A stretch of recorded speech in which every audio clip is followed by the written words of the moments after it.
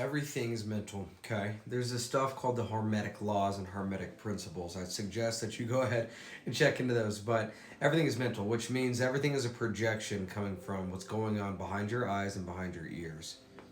If you were to be born, heaven's sake, if you were to be born without any senses, let's say you were born but you didn't have senses with feeling, taste, touch, sight, smell, all of them, then what would you be?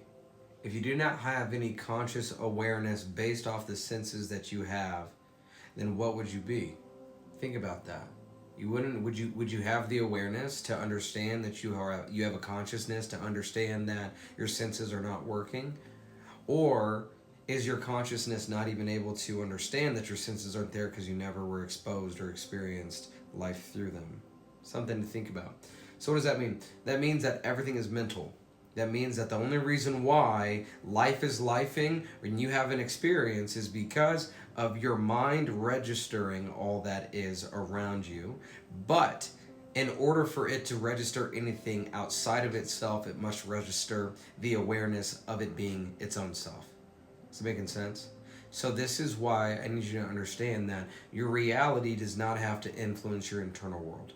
And whenever you come to the understanding that that is the case, well, then through the law of cause and effect, my friend, now you are causing effects in your life. This is why they say it's all about mindset.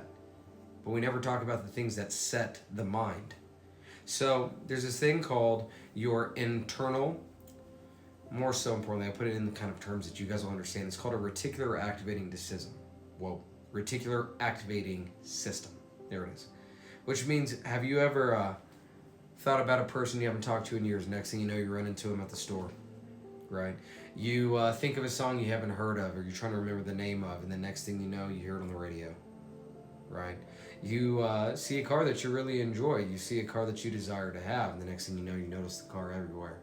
See, it's because my father would say, son, your brain is like a torpedo with a honing device. And it's the simplest of the simplest thing. Meaning, whatever you decide to pay attention to is going to pay attention to you. So what does this mean? That means that if you're paying attention to everything from a specific perspective that does not serve you based off the past idea or the past identity that you are holding on to, you will not be able to get to that reality of your choosing if you were too operational or you were too committed, connected, or identified within an identity of your past. So when you change the way you look at things, the things you look at change. So this is what I'm really offloading and putting onto you guys. When you change the way you look at things, you're changing the reticular activating system in your mind.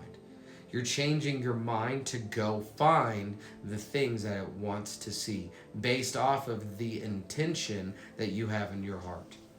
Now you could say that, oh, Master J, I want more money. And then you look at all the reasons why you're broke. And then that tunes that honing device, that reticular activating system to that very thing. And then now you're realizing all the reasons why you're broke. Man, I would really like to know the name of that song. Your mind says, got it, and then it's going to go find the answers. Man, I haven't thought about that person, and then you're going to see all the synchronicities and signs that remind you of that person, and then next thing you know, you're going to run into that person, or something close to it. Does this make sense? If you can understand the inner workings of your mind based off of the reticular activating system, well then, my friend, you can attune your frequency. In other words, you can attune your nervous system. Are you ready for this? You can attune your, I'm speaking slow on purpose, senses. When you start to operate from the inside out and start to feel through your internal senses, well then you are telling your mind to go find the things that you want to see based off the actual desires that you have. Rather than being convinced on the external world of who you are and the identity that does not have it. So what does this mean? When you change the way you look at things, you rewire your mind to find the things you actually want. The second aspect of that, super big, you must identify the identity, the way of being, to then create the emotional familiarization to attune your frequency to the reality where that is your identity. Now again, there's a lot to this, so it's probably something that you would probably have to watch a few times, but I promise you, you can unpack what I'm telling you here. Everything's going to start making sense. There's a gentleman by the name of Albert Einstein that wonderfully stated and said, and I may not have it accurately, maybe somebody in the comments can let me know. The same consciousness that found the problem will not be the same consciousness that finds the solution. Wow. What does that mean?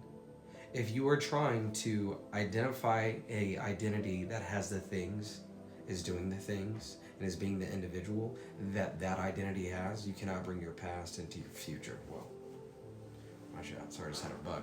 You cannot have a past that dictates that future.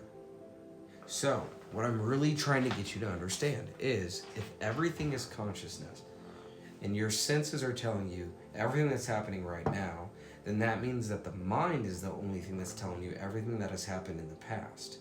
Now, what is the past? It's a memory. What is a memory? It's an emotion. It's an image that leads to an understanding or an experience. So what does that mean? Do you have to bring your past into this present moment? You do not. What if I'm really just trying to tell you in this video that your past and your identification and your identity in the past is the only thing that's holding you from the identity that's going to lead to the reality of your future? So instead of sticking up and identifying with your past, my friend, what I would highly recommend that you do is remember the future. Remember the emotional familiarity and then attune your nervous system. What does that mean? Your emotional familiarity to that version of yourself that has the things that you'd like to have, is doing the things that you would like to do, and being the individual that you would like to be.